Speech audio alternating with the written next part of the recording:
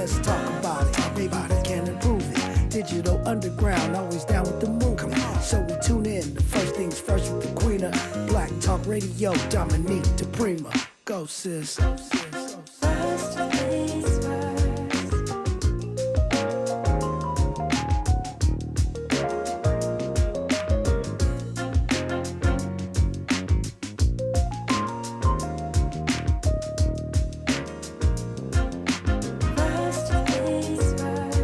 KBLA Talk 1580. Good morning and God bless.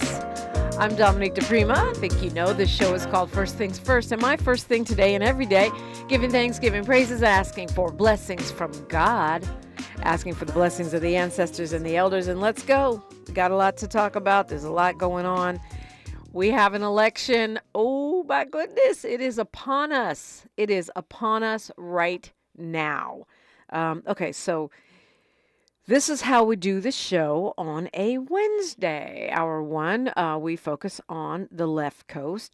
Hour two, we go national, international, and beyond. And in the third hour, we do a deep dive, right? Hot topic, person of importance.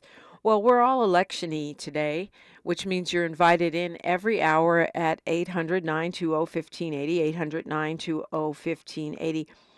But we'll be hearing from some folks on Prop 36. We'll be hearing from one of our Superior Court judge candidates. Of course, we'll be doing our Wealth Building Wednesday. And, and we have another election conversation going on. So You're invited in every hour. If you're confused about something on your ballot, if you don't have a voting plan yet, if you just have an issue, if you're confused or you just want to debate or discuss, the space is open to you for that. 800-920-1580, 800-920-1580. But as promised, we're starting off today with Ed Sanders, president of ES Advisors Group, a public affairs consultancy with over 2 decades of experience implementing public policy, advising electoral campaigns, and directing community-based and business growth initiatives. He's also a contributor on KBLA Talk 1580. Good morning, Ed Sanders. Dominique, good morning. How are you? I am good. I'm blessed. How are you doing? You know, I'm excited. I mean, you called it out. We're in the week before the election, and you know, the top of the ticket. I feel like our senator and vice president is going to pull this thing off in what, 6 days, and looking forward to it. Looking forward to everything else. So you're really feeling like Kamala Harris can win this? I do. I think it's close. I mean, like, you know, as everyone says, I think it is. But I think I think what you'll see in this week are sort of the breaking votes start breaking her way. At least that's my impression of it. Interesting. You know, I heard this writer for The Nation called John Nichols on Tavis's show, and he said something that I absolutely agree with, which is I don't think it's going to end up being as close as everyone says. I do agree with you. I think that VP Kamala Harris is going to win, but not by as narrow a margin as people think. But I'm still concerned that it could break the other way, and that if Trump wins, it won't be that narrow a margin either. That's just how I'm feeling. But anyway, we digress. You're the person, you're the only person I know who is really, well, one of the few that I know who's really active in that water space, right, with groundswell. And one of my few little places on the ballot that is still question marky is the actual water boards. That's, you know, I can see myself getting ready to be like looking at my ballot, deer in the headlights. So maybe you can break that down. The water boards are interesting, and let me just sort of preface it on how I think I approach it. You mentioned Groundswell, and Groundswell for Water Justice is a project that I've been affiliated with for, I guess, the last 3 years, and it's a statewide coalition. We're about 1,500 community, civil rights, labor, infrastructure leaders who advocate for policies throughout the state that improve water and housing justice, particularly for those who live in disadvantaged communities. And just to put the stat out there, there was a California State Auditor's report in 2021 that said that nearly 1 million Californians lack access to clean water. Which and is remember, we're in a state with only 40 million people, and so you're looking at 1 million people that do not have daily access to clean water, and 65% of those people are people of color, and that alone is a jarring stat. And so when you start to dig into it, there are a lot of things that can be done: improving infrastructure, improving delivery methods on how water is stored, how water is delivered to communities, that sort of thing. And so these water board elections matter because the decisions that impact people, particularly communities of color, with regards to water, are decided the decisions are at the water board level. And so, I thank you for bringing this to the forefront. Yeah, well, okay. I don't know why I feel like, in the past, maybe I don't know, it seemed more clear in the past, maybe because there were people names that I recognize running for those positions. But I feel like this is one of those areas like judges that we kind of can overlook, but in fact, it's super important. It's super important, but it's hard to get a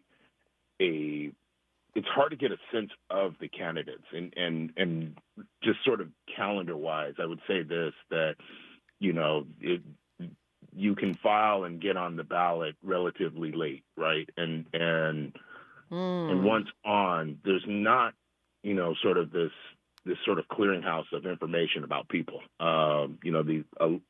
Most of the people on there, I imagine, are well qualified, but you don't really have a sense of their track record. And it's difficult to identify what their track record is. It's nonpartisan, right?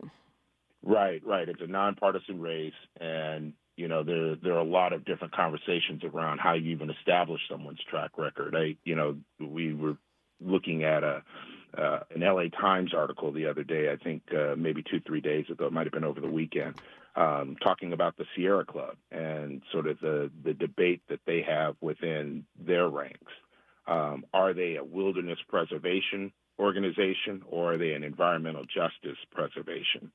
And they've got a real internal battle. And I point that out because you can have candidates that might be endorsed or supported by the Sierra Club who support, what we might lead out as wilderness preservation. But wilderness preservation can also get in the way of providing access for the communities of color that we care about. And I think that's where groundswell enters the debate is we look at the communities of color that don't have access to water and try to press those policies forward, try to press forward with people that can help deliver water to those communities. And sometimes that puts us at odds with organizations that you might, that I would say that I've worked with in the past. Sometimes, that's just, it's sort of the nature of the fight right now.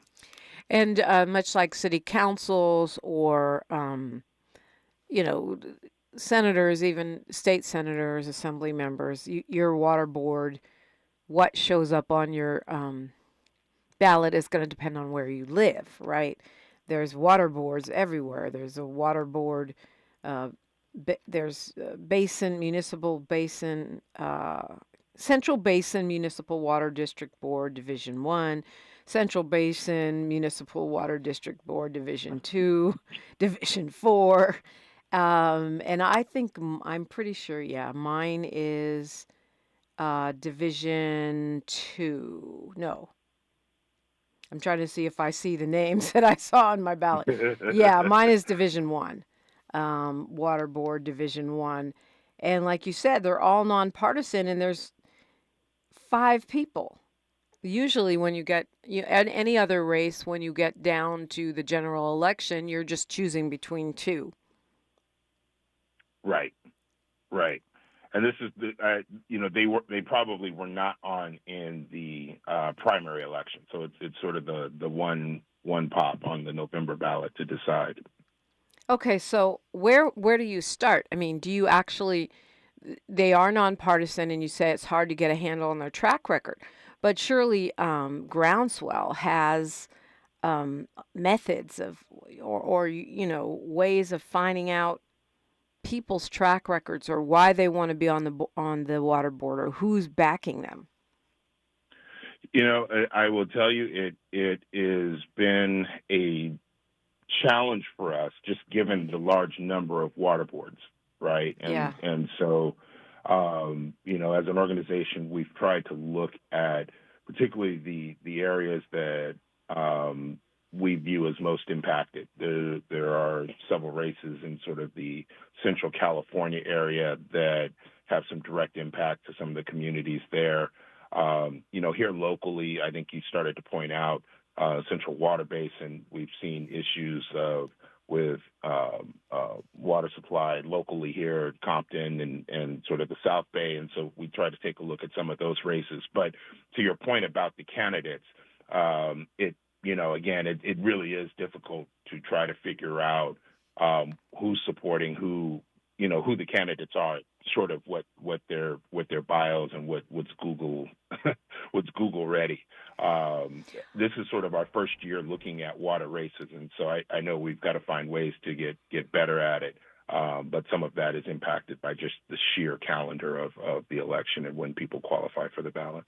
When we come forward, we'll give you some specifics as much as we have as we try to figure out how to vote on these water board candidates. That's next on KBLA Talk 1580. She's reclaiming her time on KBLA Talk 1580. More First Things First with Dominique DiPrima when we come forward. Are you an entrepreneur looking to take your business to new heights? KBLA Talk 1580 is your partner in success. Every day, we celebrate and elevate Black-owned businesses across our community. Our KBLA SMB Marketplace currently features The Cookie Dip, Bad Ash Bakes, Hair Concoction, Higher Education Accreditation Consulting, LACC Radiology Technology Department, and Malik Books. Your business deserves to be heard. Let KBLA Talk 1580 amplify your voice and connect you with our powerful community of listeners. Email smb@kbla1580.com today. That's smb@kbla1580.com. At KBLA Talk 1580, we've got your black. Angelenos, it is critical to vote down ballot this November, especially for our local judges. Judges make major decisions, not just in our criminal courts, but also in our family, juvenile, small claims, and housing courts across LA County. This November, we must elect community lawyers who will bring their informed legal experiences to the LA Superior Court. The defenders of justice are Erica Wiley for seat number 48 and George Turner for seat number 39. If you live in LA County, they will be on your ballot. Ad paid for by the Justice PAC by La Defensa, a project of Tide's advocacy for Turner and Wiley for Judge 2024. Top funders include Patty Quillen and Smart Justice California Action Fund. Fam, some of y'all need to hear this. If you owe the IRS $8,000 or more, if you haven't filed your taxes, or if you are going through an audit and you're fighting the IRS, you need someone on your side, an ally. Allies Tax Relief has a large team of professionals that negotiates with the IRS on behalf of taxpayers just like you. Allies Tax Relief will protect your wages from being garnished, your bank account from being levied, and your assets from being seized by the IRS. Allies Tax Relief has fought for thousands of Americans in your situation. There's no reason to be embarrassed. Don't let fear stop you from calling and resolving your issue. Call 800-854-2815 today for a free consultation. Allies teams of tax attorneys, CPAs, and enrolled agents have negotiated millions in IRS tax debt, and they're ready to fight for you. Call today for the freedom you've been waiting for. Call 800-854-2815 or visit alliestaxrelief.com. We've got a lot to talk about. Hi, I'm Zoe Williams, a.k.a. the voice of reason, encouraging you to join me weekdays from 7 to 9 p.m. for the world's most intriguing relationship radio roundtable. Every night, I facilitate and encourage our loyal listeners to participate in the most engaging relationship discussions you'll hear anywhere. So make it a point to rendezvous with me, Zoe Williams, the voice of reason, Monday through Friday, 7 to 9 p.m. Pacific Standard Time. Trust me, your relationships will never be the same. The VOR is on fire tonight. Unapologetically progressive. KBLA Talk 1580. We've got your black. This is Congresswoman Maxine Waters. You can call me Auntie Maxine. I'm running for re-election to Congress, and Vice President Kamala Harris is running for President of the United States. We both need your support and your vote. Maxine Waters for re-election to the 43rd Congressional District, and Vice President Kamala Harris for President of the United States. What a team. More affordable housing, support for health care for everyone, more capital for small businesses, more full disability for deserving veterans, lower taxes for the average taxpayer, making the big billion-dollar corporations pay their fair share, a criminal justice system that is respectful and fair for everyone, not a system that locks up the little people while too many of the rich and powerful commit crime and don't get convicted. Fairness and justice for all. Yeah, we can do this. This is Congresswoman Maxine Waters speaking truth to power. This is Congresswoman Maxine Waters, and I approve this message. Your ancestors' favorite radio station, and your favorite morning show host. Let's get back to Dominique DiPrima right now. Right now, let's get back to me and Ed Sanders talking about the very confusing issue of water boards. So, look, I know you guys don't have recommendations for all of these, but let's go through them and see what you can make out of what's listed here on Ballotpedia, where they at least give us basic bios. And I think I'll be selfish and start with mine, which is Central Basin Municipal Water District Board Division 1. I think probably a lot of the KBLA delegation here locally is in this district. My friend and colleague, Jasmine Mechanic, has recommended a vote for Leticia Vasquez Wilson, who is running for re-election, meaning she's already on that board. And they say that's all they say about her. She's running for re-election, and that she has not completed their survey for Ballotpedia yet. These are the other candidates. Martha Camacho Rodriguez from Fowler, California, and she is... she says this is a long survey. Well, look at the survey questions and what would you consider important here? Well, I talked a little bit about my background with the Project Groundswell, and let me first separate, our conversations from what Groundswell is. Groundswell is a nonprofit organization, right. So they don't endorse in races. But when I look at a candidate like Leticia, we have had conversations with her. I think she's attended a couple of our events, and what's important about it is that she approaches it with the idea that clean, affordable water can be had by all, and I think that putting that at the forefront is really what we're trying to get policy leaders to do, and I think I would support, along with Jasmine Leticia's candidacy. I think she's done some good work on the board already. Okay, so there goes my district. I'm looking, and it's interesting. When I'm looking at these candidates in District Division 1. As you said, there's another candidate that has the Sierra Club, and so you would automatically think, oh, Sierra Club water. But what you're saying, and I've attended Groundswell events. To be clear, they're not endorsing, but the information I learned is that sometimes a Sierra Club will block, like, for example, affordable housing, because we can't build that housing unless we have the water to support it.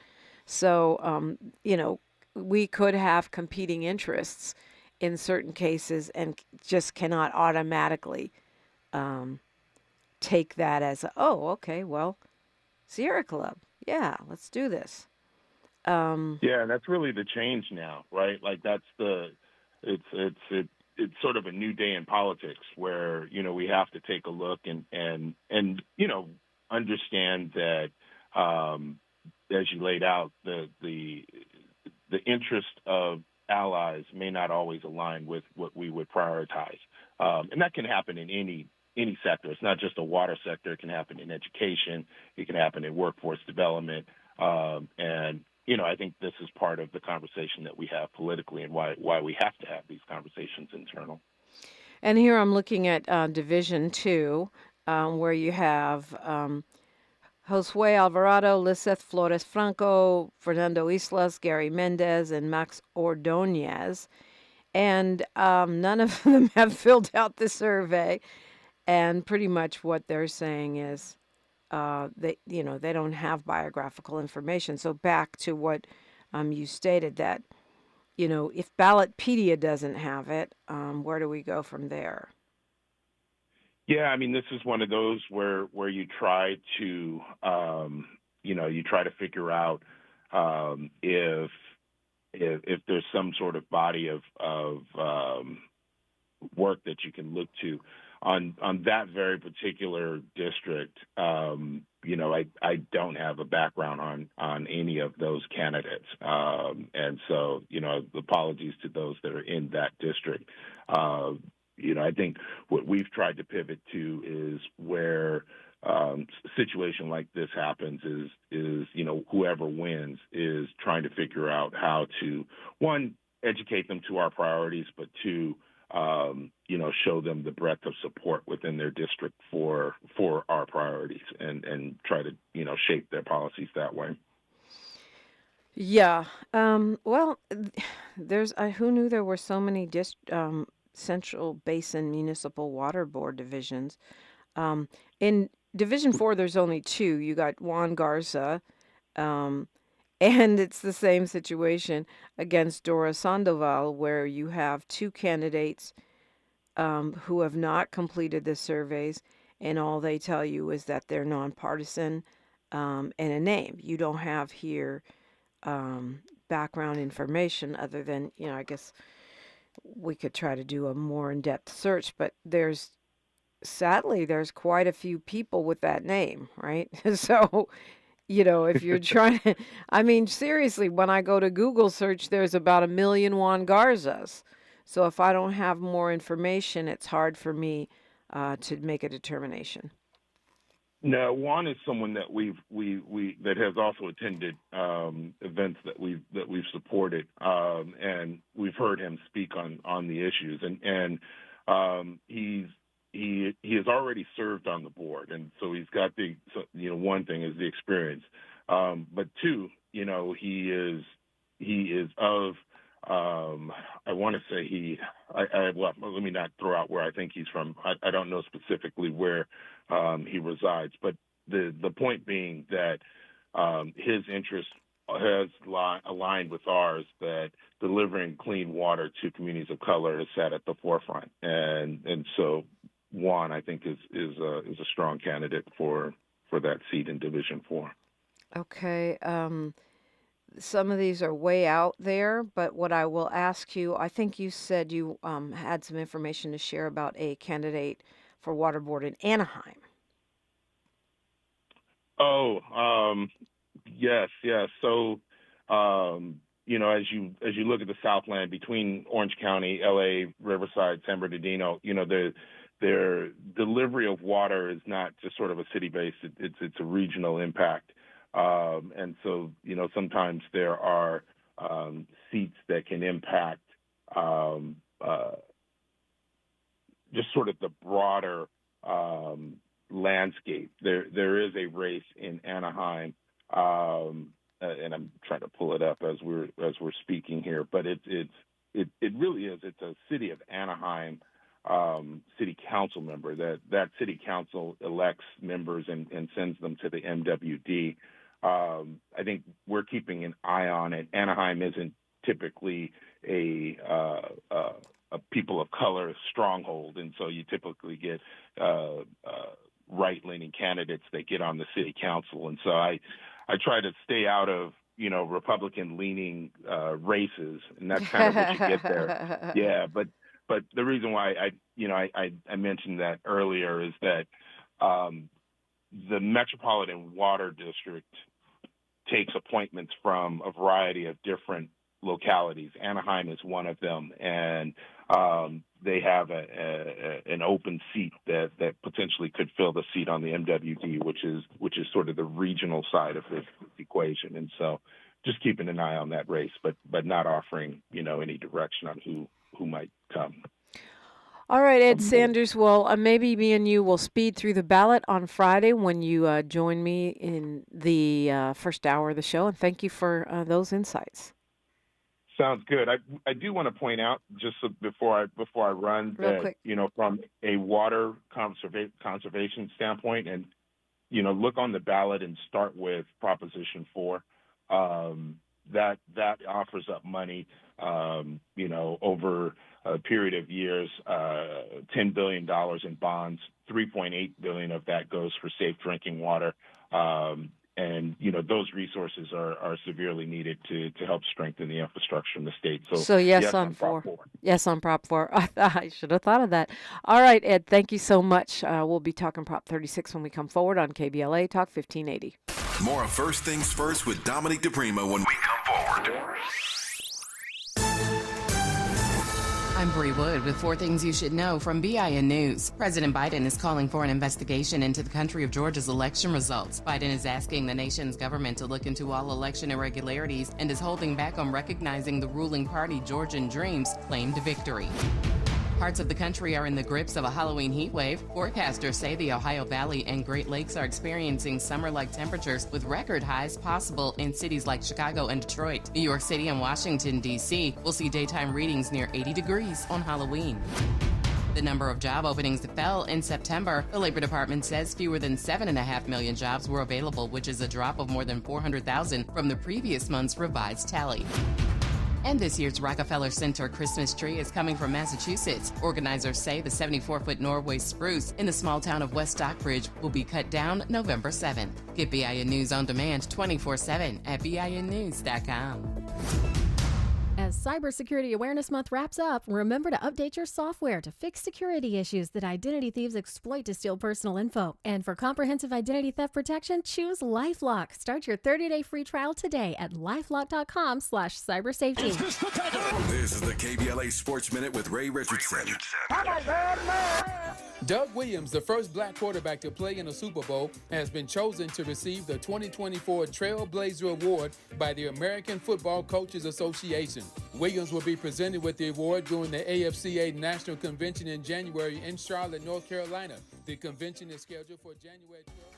Hi, my name is Erica Wiley, and I am running for Superior Court Judge, seat number 48. As a deputy public defender for more than 2 decades, I've always fought for justice. I was raised in South Central Los Angeles by a single mother, so I know the struggles which bring many to the criminal justice system. Over 20 years of experience has shown me that to protect the public, we must provide those who suffer from mental illness, homelessness, and drug addiction with the resources and tools to improve their lives. I am dedicated to criminal justice reform and ending the vicious cycle of mass incarceration. I'm endorsed by the Los Angeles Times, the Los Angeles County Democratic Party, and LA Mayor Karen Bass. Mail in your ballot today or vote in person on November 5th. Erica Wiley for Superior Court Judge, seat number 48. Find out more at my website, wileyforjudge.com. That's WILEYFOR Judge.com. Or follow me on Instagram, Wiley4Judge. Paid for by Wiley for Judge 2024. I'll see you at the polls on November 5th. Vote Wiley for Judge, seat number 48.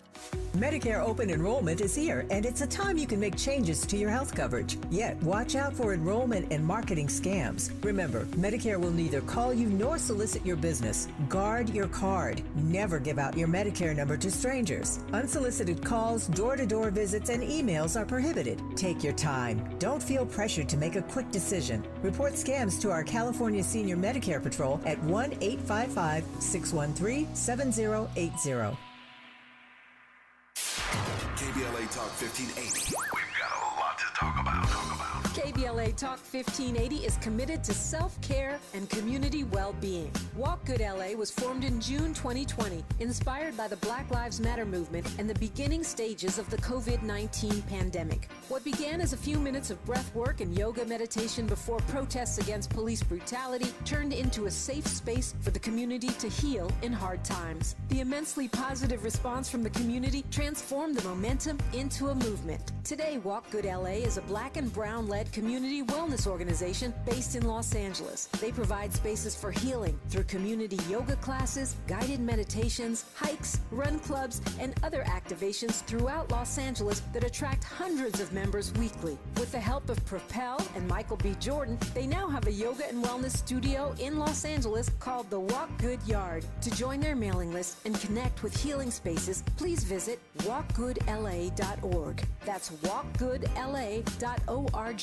Or find them on Instagram at walkgoodla. This is a community call to action, a community call to healing from KBLA Talk 1580. This is Assemblymember Tina McKenna reminding you to vote for my girl, Sade Alawari, for State Assembly. Sade is a part of our community, and she's the partner I need in Sacramento to help fight for economic justice, affordable housing, health care, and so much more. Sade is just like us. She comes out of our community, and she spent years working in our community, bringing people together. That's why she's endorsed by Los Angeles Mayor Karen Bass, Supervisor Holly Mitchell, teachers, firefighters, and Planned Parenthood advocates. This is Tina McKenna, and I need you to make a plan to vote and to vote by Tuesday, November the 5th, for Sade Alawari for State Assembly. Ad paid for by Opportunity PAC, a coalition of teachers, nurses, faculty members, school employees, and public and private labor, healthcare, and environmental organizations. Ad committee's top funders, California Teachers Association, not authorized by a candidate or committee controlled by a candidate. Thanks for waking up with Dominique DiPrima on KBLA Talk 1580. One of the hottest topics on the ballot Tuesday, which is 6 days from now, that's the last day to vote, is Prop 36. And I have been dismayed to see that this particular proposition is polling very well. Interestingly enough, Black folks, if you look at the data, are against Prop 36. Hip, hip, hooray. But the general population, not so much. So we'll see how this goes. Polls aren't everything. But here to give us some insight, the executive director and board member of an organization called CURYJ. He's been supporting restorative justice and healing to transform lives since 1993. He's the co-founder and executive director of his organization, and he draws on his own personal experience as well as his indigenous roots to help young people, particularly those involved in the criminal justice system, to become leaders for positive change. He was born and raised in the Bay, and at a young age, he got caught up in systemic violence, racial targeting. And so I'll let you tell your own story. George Galvis, welcome. Thank you so much for having me. Yeah, so Prop 36 is all about the criminal justice system. And I feel like our state and maybe our country is in this real backlash kind of mood where people are feeling like harsher penalties and cracking down, whatever that means, can make people safer, and people want to feel safe. So tell me why Proposition 36 you don't think does make people safer, since you're on the no side of this. Yeah, absolutely. So absolutely people want to feel safer, as they should. And the truth of the matter is that crime has been down. Crime has been down for the last 2 years, and all of the empirical evidence reflects that. People can look at the Department of Justice statistics, and yet the reporting of crime has gone up. And I think part of that is just simple realities of many of our local TV news stations have slashed budgets. And one of the cheapest ways to just kind of fill your news is to just refer directly to the police press advisories and report on crime. So when the reporting of crime goes up, obviously that's going to impact public perception and optics. It can create a disconnect between what's really happening and and the reality. Yeah, the reality, and it's creating this false perception that crime is going up. So that's one of the first things I think that's important to kind of point out. The other thing is that Prop 36 is not going to make us safer. It's actually going to do quite the opposite. So when Prop 47 was first initially passed, it saved taxpayers nearly $1 billion, because what we did is we took a lot of low-level offenses, nonviolent offenses, and we provided opportunities, resources, services, and programs. And it's much more affordable to provide a safety net than it is to incarcerate folks. We spend nearly $137,000 a year to incarcerate one person in the state of California. So what Prop 36 is going to do is it's going to elevate low-level, what were previously infractions and misdemeanors, low-level shoplifting, and people should know some of the most shoplifted items in the state of California are diapers and baby formula. So that should tell you that the people who are committing some of these low-level crimes are not nefarious individuals. These are oftentimes families that are just struggling to survive. So why aren't we just investing in providing a safety net for them? And instead, what we want to do now is incarcerate them, lock them up, destabilize families. I mean, there's a major fiscal cost and social cost to the implications of this. The other thing is people should scratch their head and ask, like, who are the biggest backers of Prop 36? Well, Walmart's been the largest. Walmart has donated about $4.5 million to this effort to get it passed. Target, Home Depot have each contributed about $1 million. Yet people should also know that these are companies that contract with the California Department of Corrections that benefit from prison labor. And people should know that we still have legalized slavery. There's still a loophole in our California state constitution that allows for involuntary servitude, which equals slavery, as punishment for a crime. So they benefit and profit when there's workers behind the walls. Their retail sales have gone down not because of any sort of retail theft that's impacted their sales and their profits. Their profits have actually been skyrocketing. Their CEO are now making like 4 times in just the last 4 years of what they were back in 2020.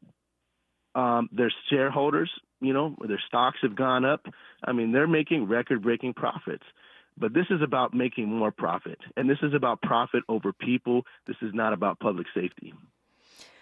You mentioned the fiscal impact, and I think that hasn't been talked enough about, which is that part of what happens with Prop 36 is we're taking the money that we are currently using for one thing and moving it over to the prison system.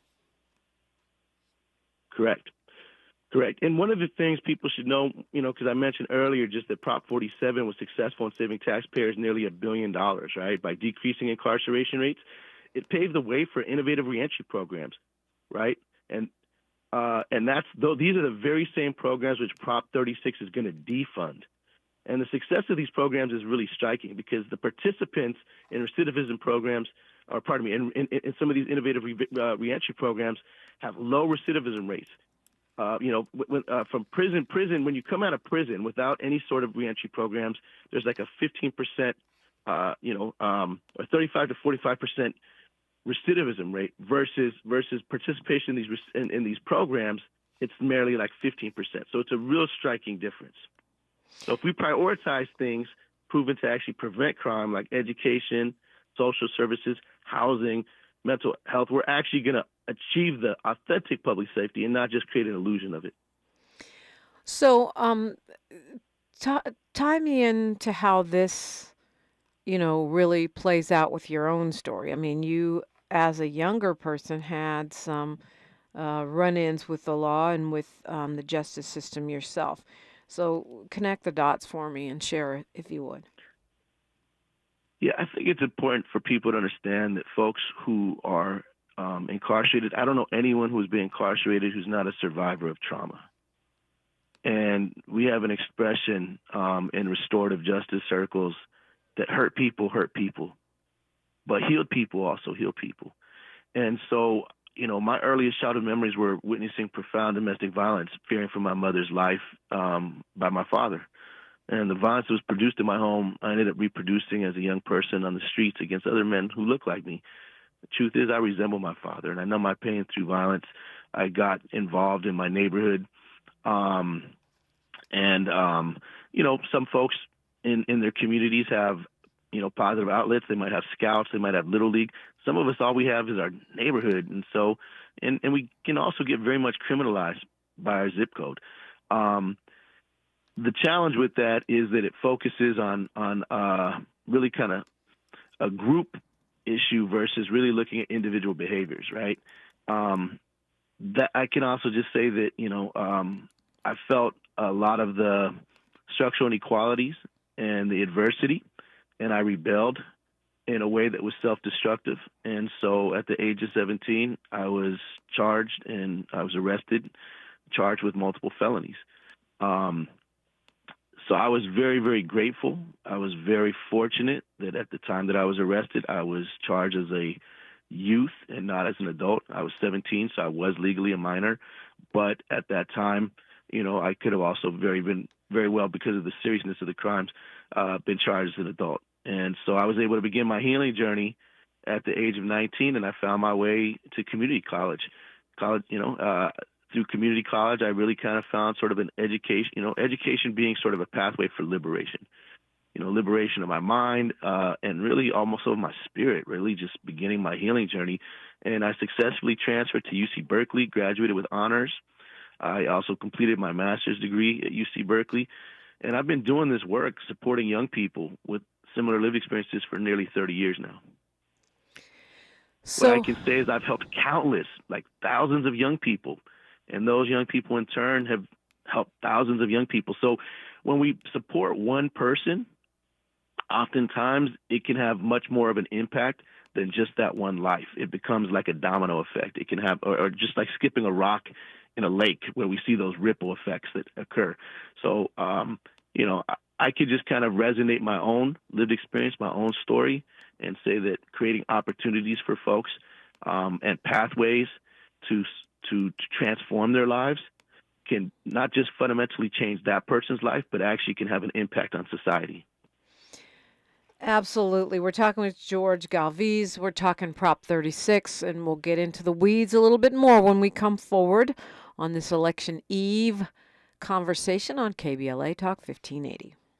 Say the quiet part out loud. KBLA Talk 1580.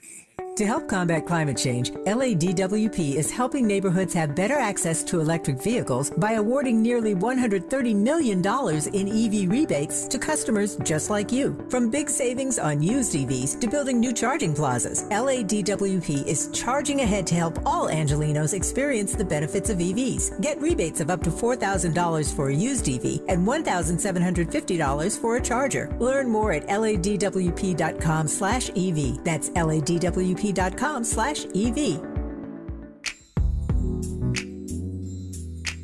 Tips to help improve basic steps for building a budget in 2024. Building a budget can help you achieve and reach your financial goals. With a budget, you can keep track of your spending, avoid and get out of debt, limit overspending, pay bills on time, and build solid savings habits. What's the best way to get started? Figure out how much to set aside for expenses, like rent, mortgage, bills, groceries, and entertainment. Understanding your past financial habits can help you make the proper adjustments for your budget. Adjusting to a budget can take time as you work to find the right balance, but keep working on it. For more financial health tips, visit chase.com or stop by a local branch. This segment is sponsored by J.P. Morgan Chase & Company.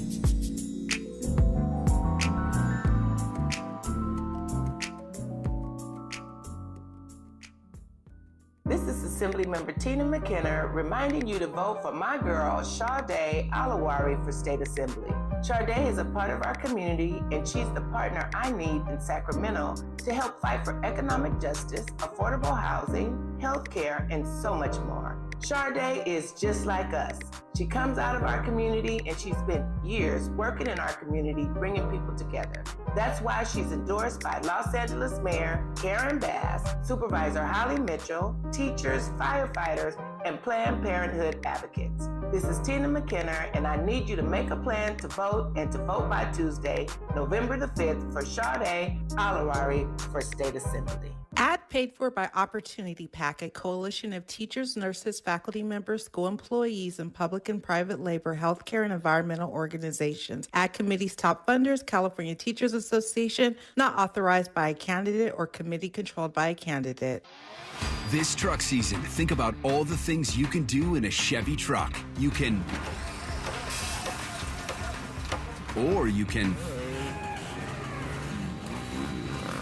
even just...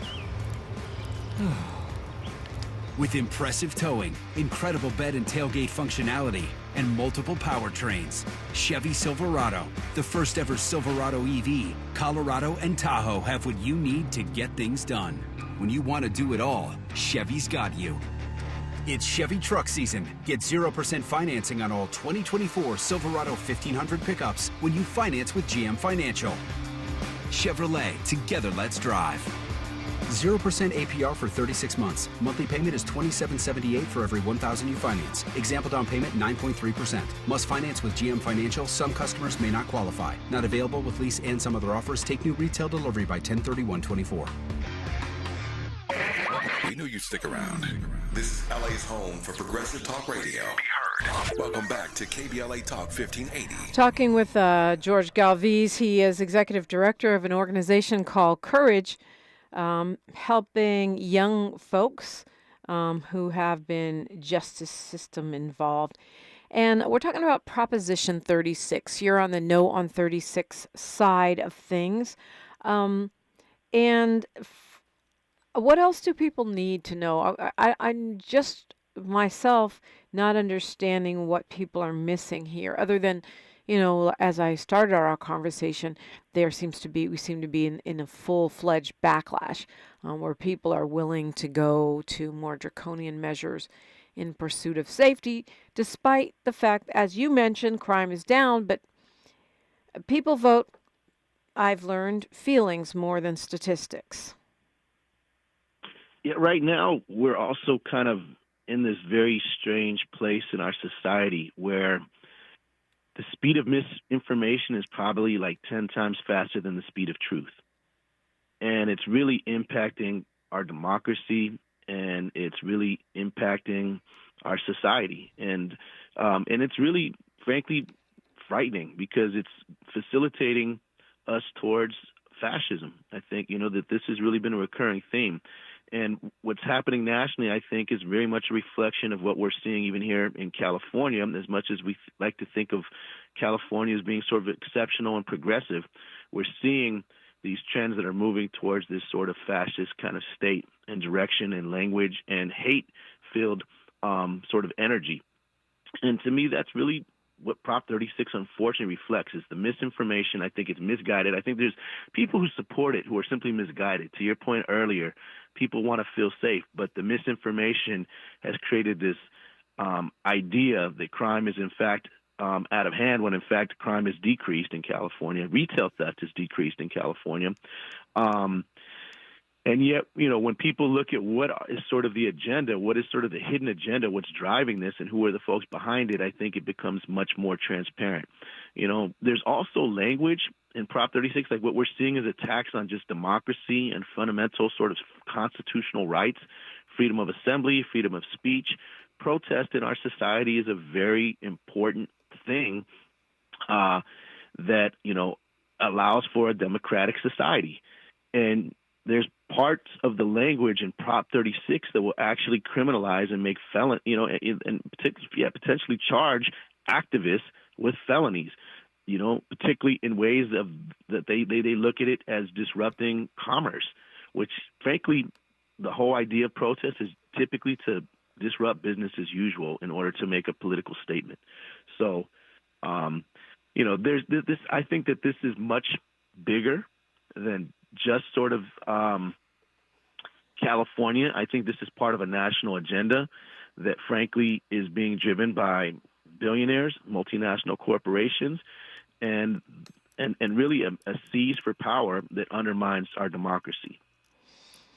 Well, you mentioned involuntary servitude. Some see Prop 36 as a companion to Proposition 6, and Proposition 6 is actually losing right now, according to polling, which makes my head explode. Because what it says is that people want to continue involuntary servitude. Do you see this as a 1-2 punch if Prop 6 goes down and Prop 36 passes?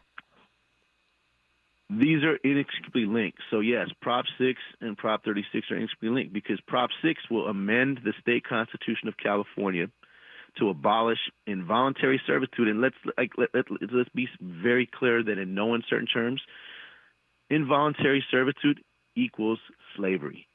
And every other state in the country has eliminated this from their state constitution. Places like Tennessee, places like Alabama, Colorado, and yet California is struggling right now. It's kind of polling like 50-50 right now, just in this day and age, to eliminate legalized slavery from our state constitution. And the way it's being framed is extremely problematic. And the truth of the matter is that also makes us less safe. Involuntary servitude, slavery behind the walls makes us less safe because it's basically investing in exploitation over rehabilitation. You know, what happens when you're incarcerated is, of course, there's work assignments. And I don't think anybody's disputing work assignments, but there should be a certain level of choice to also invest in your rehabilitation and education programs, in victim offender case management conferencing, in, you know, opportunities that will prepare you for the parole board to come home. And the truth of the matter is, you know, something like 96% of the folks who are incarcerated are coming home. So don't we actually want to prepare them to come home, to be integrated back into our communities in a healthy way where they're going to be successful? Or are we just setting them up for failure? Because these work assignments also do not provide any worker protections. When you are incarcerated, there is no Cal OSHA. There are no occupational safety hazards. You can be exposed to harsh, toxic chemicals that can compromise your health. And if you refuse a work assignment, then they will add 10 to 15 years to your sentence. You can test positive for COVID. You can be extremely ill. If you refuse a work assignment, then you can be given an additional 10 to 15 years. You can be a parent who loses their child while you're incarcerated. You can be a child who loses their parent. You can lose a loved one. There's no time, there's no space for bereavement, just something that compromises human dignity. If you refuse your work assignment, then you will be given potentially another 10 to 15 years. Okay. So it's really, dehumanizing. Yeah, we had a conversation about this exactly. You're on point exactly with people saying, oh, we want people to work. But pivoting back to Prop 36, of which you're saying no on 36. Looking at Ballotpedia here, it says it will classify certain drug offenses as treatment-mandated felonies, meaning you would still be able to get the treatment, but now they're felonies instead of misdemeanors? They're felonies instead of misdemeanors, and they're taking away the funding for those programs. So there's no real guarantee that those will actually happen. In fact, it's kind of an okie doke. You know what I mean? If you don't actually put money towards programs, then those programs aren't going to exist. Right. So they're going to mandate drug treatment, but we won't have the money for drug treatment because we're too busy locking people up. Go ahead. And what happens is if it's mandated and there's not drug treatment available, then that means that you basically rot in jail or prison. Increasing penalties for certain drug crimes by increasing sentence lengths and the level of the crime. Right. And we already, I think, have come to the conclusion that the failed war on drugs way back in the day was really a war on black and brown folks. And, you know, and it's reflected in our prison. When we look in California prisons, it's predominantly all black and brown folks. And so I think that what we're looking at is, and I kind of referred to this earlier, is really this sort of national trend of, racist and fascist tendencies that are really trying to suppress political power. What we've seen here in California is that we became the first state in the nation that became majority black and people of, black, brown, and people of color, right? Black, indigenous people of color. And now we're starting to see trends that are reflecting that will also be the trend for the nation, in the near future. And this feels very much like a grasp to really just trying to maintain sort of racial hierarchies and subordination of black and brown people in this nation. Got a minute here, a little less than a minute. George Galvis, what do you want to leave us with? I want everyone to know that if you actually care about public safety, let's address the root causes. Let's vote yes on Prop 6, and let's say no to Prop 36. California crime has been going down. We saw the same little upsurge as the rest of the nation briefly during the pandemic, understandably, but crime has actually gone down. Let's invest in the things that work. Let's invest in opportunities, resources, services, programs. Let's create a safety net. We cannot incarcerate our way into public safety. It's an oxymoron akin to trying to bomb your way into peace. George Galvis, thank you so much for joining us today. I appreciate the work you're doing and appreciate the conversation. Thank you so much for having me this morning. Yes, indeed. We've got a lot to talk about. We are your election information station. We are KBLA Talk 1580. KBLA 1580 Santa Monica.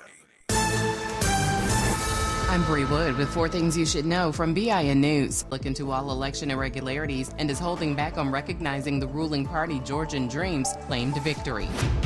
Parts of the country are in